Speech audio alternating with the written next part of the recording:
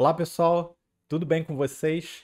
Hoje a gente vai falar de uma coisa muito legal, muito especial e, aliás, é um artigo que está fazendo bastante sucesso lá no nosso blog, que disserta um pouco sobre os crânios alongados, pessoal. É claro que tem muita história aí, né? Fake, muita história também real, mas na verdade a gente hoje quer acender com esse debate aqui, juntando algumas curiosidades de ambas as abordagens, principalmente inspirados aí nas coisas que a gente viu e vivenciou durante a nossa última viagem agora lá para o Peru. Eu espero que vocês gostem. Confere aí com a gente.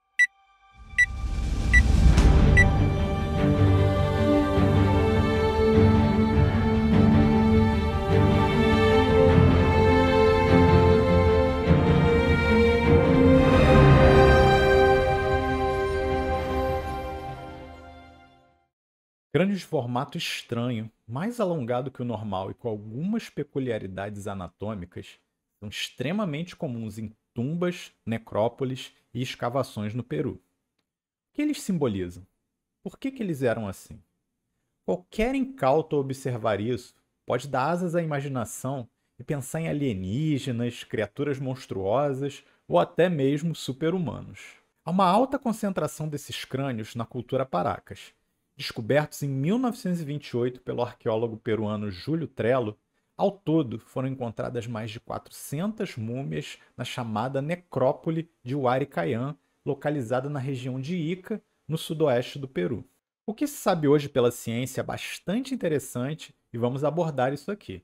Mas sabemos também que há divergências com relação ao que é contado pela tradição oral em mitos e histórias. Por isso, vamos investigar um pouco e colocar aqui um pouco das nossas percepções das nossas explorações. A deformação craniana foi comum entre muitos povos desde tempos remotos, mas as técnicas variavam assim como os formatos obtidos, alongado, achatado, etc.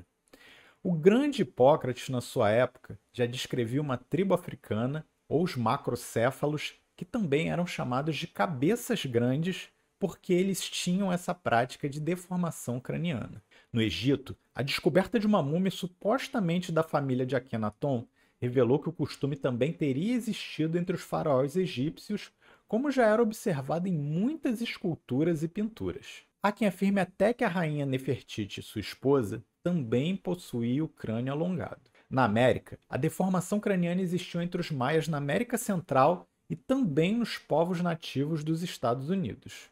Além disso, no Velho Mundo, os alanos do Planalto do Irã, os hunos e algumas tribos germânicas também adotaram esse costume. No final do século XIX, o geógrafo e etnólogo alemão Friedrich Hatzel relatou deformações cranianas em populações nativas do Tahiti, Samoa e do Havaí. Até os tempos atuais, é muito comum ver essa prática na África e na Oceania.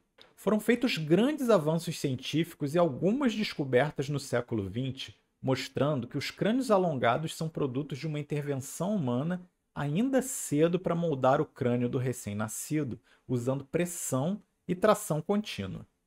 Essa tração pode ser feita por meio de faixas bastante apertadas ou equipamentos, especialmente quando o crânio ainda está em fase de crescimento em uma forma mais macia. Essa teoria é bastante crível e provável. Até hoje, muitos povos no mundo usam de técnicas semelhantes para alongamento de pescoço, alargamento de lábios, orelhas e até mesmo da cabeça e outros membros. Os museus mostram muito bem isso, mas o motivo dos crânios ainda é um pouco obscuro. Alguns alegam que seriam para se parecer com outras culturas e povos mais antigos que denotavam algum grau de nobreza. Daqui, aproveitamos o gancho e perguntamos: por que esses povos faziam isso e tinham a intenção de se parecer com alguém? Será que podemos cobrir um pouco mais esse terreno por versões contadas pela mitologia e pela tradição oral? Alguns mitos andinos contam que há muito tempo vivia na Terra homens cujo poder era capaz de fazer as rochas se moverem ou transformar montanhas em planícies. Os gentios viviam muito sossegados, trabalhando seus campos, coletando metais preciosos que usavam para fabricar as suas ferramentas. Conta a história que trabalhavam à noite sob a proteção dos raios da lua, pois eles não suportavam o sol. Essas criaturas, num dado momento, descobriram que o sol ia de alguma forma despertar e os seus raios iriam queimá-los.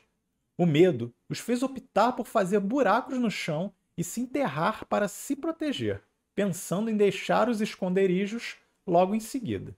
Sendo assim, os gentios esconderam-se com toda a sua família, ferramentas, roupas e etc. As mães amarraram os filhos para eles não se soltarem e todos se abrigaram de cócoras dentro das cavernas. De alguma forma, a lenda diz que todos morreram debaixo da terra. E é por isso que alguns acreditam que atualmente pode-se ver os restos humanos com as cabeças alongadas nessa exata posição enterrados. Para os Vanuatu, as pessoas com cabeça alongada eram consideradas sábias e mais próximas do mundo dos espíritos. Curiosamente, na cultura basca também há referência a esses homens, como os Lois Gentiles, dotados de força sobre-humana que conseguiam mover grandes pedras para lugares distantes e eram chamados de construtores também de monumentos megalíticos. Nós não vamos nos alongar aqui nos relatos de vários locais, mas isso em si merece um aprofundamento maior num conteúdo futuro. Até hoje, pode ser visto e ouvido em vilas no interior do Peru relatos de pessoas mais velhas se referindo aos portadores dos crânios alongados como gentios. Talvez até pela própria herança católica colonial, muitos dizem que esses gentios são amaldiçoados. Pai kuna potes na yo kaspo achka wanyura riki napi nuntu na tuskampi wanyura kaka kunapi uchuku kunapi kurupara nina nasrik papanchi potes na chuchay potes na tokopte papanchi riki mana kanan tuna ra chuchayta hinapti uchuku kuna mina kuskampi liu kimas kari kuri ra peka chayna potes na kaspo kanari kanampis kan potes na yo ran pai kari tolyo lampas kuchuku kuna montore achka chay man asoy kunacho oración tagono awelo mahinas paikim haikuy con kipis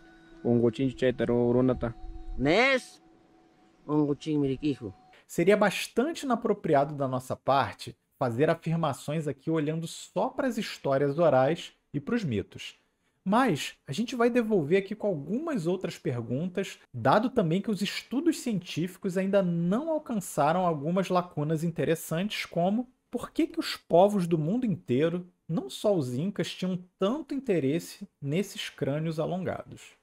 De onde que veio essa ideia do mito da superioridade dos crânios alongados pelo mundo? Será que existe algum fundamento na gente pensar em genética com isso? Como que todos os povos espalhados pelo mundo sabiam que esse formato de crânio era algo a mais?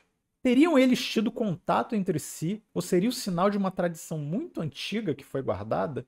Qual seria a explicação para os crânios desproporcionalmente alongados em recém-nascidos como o Ike? Seria uma fraude ou algo desconhecido? Existem inúmeras discussões sobre algumas diferenças anatômicas dos crânios alongados para os crânios normais. Será que há algum fundamento nessas discussões? Para cada resposta, muitas perguntas. Tendo isso em vista, a gente continua a explorar, caminhando entre os pilares dos mistérios do passado e o rigor da ciência para construir novas vias de conhecimento sem preconceitos e sensacionalismo. A verdade está lá fora.